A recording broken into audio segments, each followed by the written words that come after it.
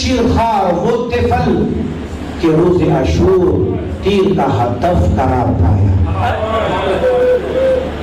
وہ شہزادہ علی اصغر کہ امام مولا حسین کی گود میں چھوٹے سے بدن سے سر جدا ہو گیا۔ یہ مولا کا سلام ہے۔ زیارت الہیہ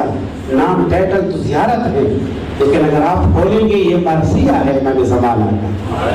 یہ لوحہ پڑھتا ہے۔ سلام ہو اس پر جس کا سر خاموشی امام میں جدا ہو گیا۔ کہتے ہیں کہ جب اصحاب شہید ہو گئے، جب انان بنی ہاشم بھی شہید ہو گئے، اتمام حجت کی خاطر مولا حسین میدان کی طرف آئے، عمر سعد کے لشکر کو مخاطب کر کے فرمایا، حل من ذابن یذوبن حرم رسول اللہ، کوئی ہے فریاد سننے والا جو خاندان نبی کی مخابرات کی حفاظت کرے؟ حل من ناصر ینصرنا، ہے کوئی مدد کرنے والا جو ہماری مدد کرے؟ ہے کوئی مدد کرنے والا جو اس عالم بے کسی میں ہماری مدد کرے؟ یہ استغاثہ فرما رہے تھے کہ خیام سے رونے کی آواز بلند ہوئی، خیمگاہ سے رونے کی آواز بلند ہوئی۔ مولا حسین فوراً پلٹے، خیمگاہ کی طرف آئے،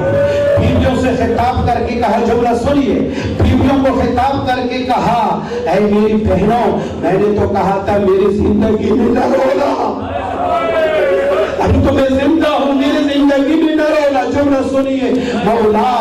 ہم نے عمل کیا ہے لیکن ہم کیا کریں؟ آپ جب آخری استغاثہ بلند کر رہے تھے، آپ کا شیرخوار بچہ علی اصغر نے اپنے آپ کو چھوڑے اور ٹنگورے سے نیچے گرا دیا ہے، اور زبان حال سے کہتا ہے، تو بھی عمہ میں اصغر ہو، ہر من ذابن کے لیے میں میدان میں جانے کے لیے تیار ہوں۔ عزادارو، جب یہ سننا تھا، جملہ سنیے، بہن سے کہتا ہے، مجھے علی اصغر میری گود میں لا کر دو،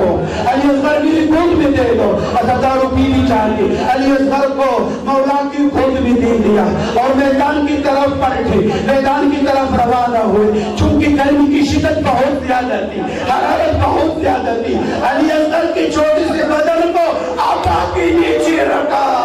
آبا کا سایہ کیا اصغر کے بدن پر۔ اب دشمن کے لشکر کی طرف بڑھتا گیا، جب نزدیک ہو گیا، اب لشکر والوں کو پتہ نہیں ہے، کوئی کہتا ہے کہ حسین کا بروقات انبیاء میں سے کوئی شعر آ رہے ہیں، بروقات انبیاء ہاتھ میں ہے، کوئی کہتا ہے کہ نہیں حسین قرآن مجید لا رہے ہیں۔ اتنی بلندی پر آئے، بلندی پر آنا تھا، آبا کا دامن ہٹایا، عزادارو لشکر والوں نے کیا دیکھا، ایک پورسا بچہ حسین کے ہاتھوں میں شدت پیاس سے کروٹی بدلتا رہا۔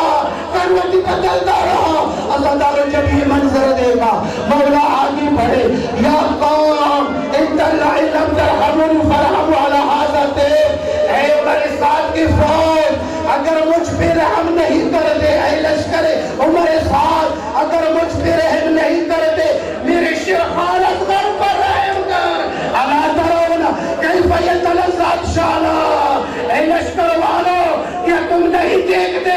میرے اصغر اتنے پیاسی ہے کہ پیاس کی وجہ سے کبھی منہ کھولتا ہے اور کبھی منہ کو بند کر دیتا ہے۔ عزادارو جب یہ دن خراش منظر لشکر والوں نے دیکھا، سب بے چین ہو گئے، دل تڑپنے لگے، کسی نے کہا کہ ہم پانی پلا ہی دیتے ہیں۔ اتنے میں عمر سعد کو پتہ چلا، عزادارو جملہ سنیے، عمر سعد ایک ماہر تیر انداز کے پیچھے، ایک بڑے تیر انداز کے پیچھے دھلتا ہوا ہرملہ سے ملا، اے ہرملہ ایک تا کلام حسین، حسین کی بات کو ڈاٹ دو، حسین کے خطبے کو ختم کر دو۔ ہرملہ اگر مولا حسین کا خطبہ جاری رہا اور علی اصغر کی زبان بھی حرکت میں رہی تو پوری فوج میں بغاوت ہو جائے گی، پوری فوج میں بغاوت ہو جائے گی۔ عزادارو جملہ سنیے، جب ہرملہ نے کمان لی اور تیر لے لیا، سیف کا تیر کا سے شعبے تیر کو لیا، کمان لی، علی اصغر کی گردن کا نشانہ بنایا، ہاتھیں بھی لگے، دوسری مرتبہ علی اصغر کی گردن کا نشانہ لیا، ہاتھوں پر لرزہ طاری ہو گیا۔ اتنے میں عمر سعد قریب آ کر کہتا ہے، اے حرملہ تو بڑا تیر انداز تھا، تو ماہر تیر انداز تھا، آج تیرے ہاتھ کیوں کانپتے ہیں، ہاتھ پر کیوں لرزہ طاری ہے؟ جملہ سنیے، میں اب بھی ماہر تیر انداز ہوں، میں اب بھی بڑا تیر انداز ہوں، جب میں اصغر کی گردن کا نشانہ لیتا ہوں، ایک بی بی سر پر ہاتھ رکھ کر کہتی ہے، حرملہ، حرملہ، اصغر کو بہت پیاس لگی ہے،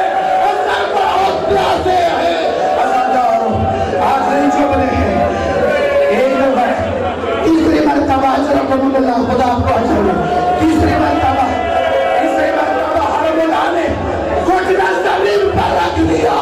گھٹنا زمین پر رکھنے کے بعد تیر کو کمان میں چھوڑا اور یہ تیر نکلتا ہوا فصل پہ آتے لو من الورید الى الورید الى الحزن الى الحزن، تیر آگے حضرت علی اصغر کی گردن ایک طرف سے دوسری طرف پوری جدا ہو گئی، گردن جدا ہو گئی۔ حضرت علی اصغر کا چھوٹا سا بدن مولا حسین اپنی سینے سے لگایا، تیر کھینچتے ہی خون کا فوارہ شروع ہو گیا، اپنی جلوں میں پانی، اپنی جلوں میں خون لے کر آسمان کی طرف دیکھا اور اپنی تاریخ حساب کر کے خیبہ کی طرف روانہ ہوئے۔ چند جملے عزادار جب خیبہ ترے خیام پر پہنچے، بی بی سکینہ پہلے سے انتظار میں چڑی ہوئی تھی، بی بی سکینہ انتظار میں